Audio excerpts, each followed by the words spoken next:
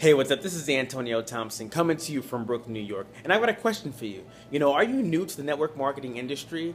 Or are you a seasoned professional who's been in the business for a while but isn't having the type of results and success that you wish you would have? You could be, confused or overwhelmed by the complexities of the industry. That's possible, right? In today's short video, I'm going to share with you, a few tips on how to get started the right way and what action steps you can take today to get yourself back on track. Stay tuned.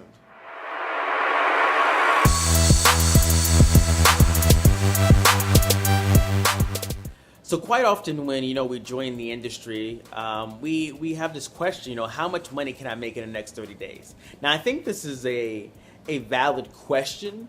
However, I think it's the wrong question to ask. And the statement you should be considering is, I want to make blank amount of money in the next year or 2 years, and figure out what that amount is, and then you want to work backwards and figure out what kind of volume, how many business partners, how many customers do you need to reach that dollar figure, how many presentations or how many one-on-one calls or three-way calls or conference call invites you need to make in order to get to that level, and work backwards from there.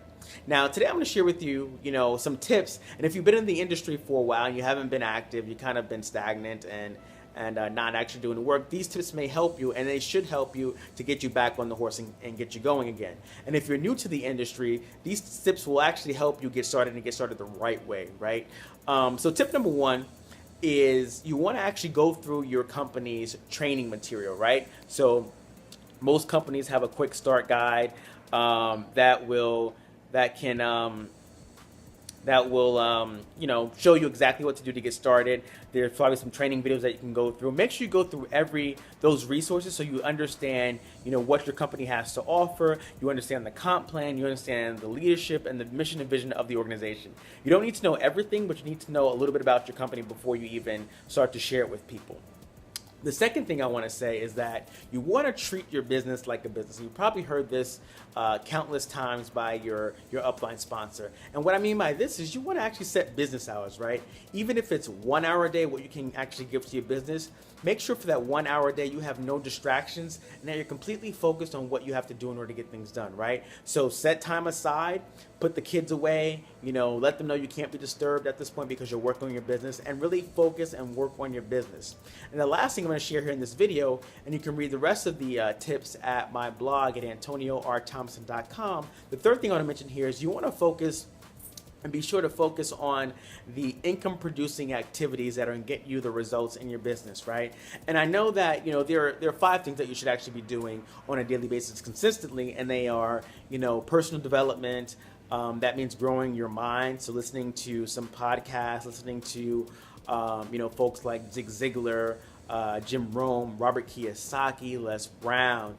There are countless others, but you want to be growing your mind as well as growing your money, right? You have to grow your mind, right? So definitely spending some time growing your mind. Secondly, you want to make sure you're growing your hard skills. So if you're having trouble with closing and prospecting and generating leads, marketing, you want to spend some time working on those areas as well. So you got growing your mind, you got growing your skills. The third thing I will say, and this is probably where you should be spending a good majority of your time, I would say between 80 and 90% of the time that you do have working in your business, it should be active prospecting. And what does that mean? That means actively speaking to people, having conversations. Now, I'm not saying pitching your business, all over the place, but having conversations and developing relationships with people and seeing if they're open to what you have to share.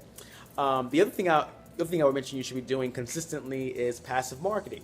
Now that can be shooting a video like this, that can be writing blog posts, that can be sharing, content on Instagram, whatever that is, that's marketing, putting your brand out there in the marketplace. Now, in addition to active prospecting being one of those things that you must do at a higher level and have consume and take up most of your time, like that's going to be the thing you'll be doing a lot of. The other thing you have to be doing a lot of is following up.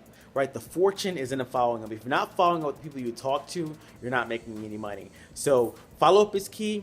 Active prospecting is key. That's where 80 to 90% of your time should be spent. The other things are important, but you should spend between 10 and 20% on those other things. Active,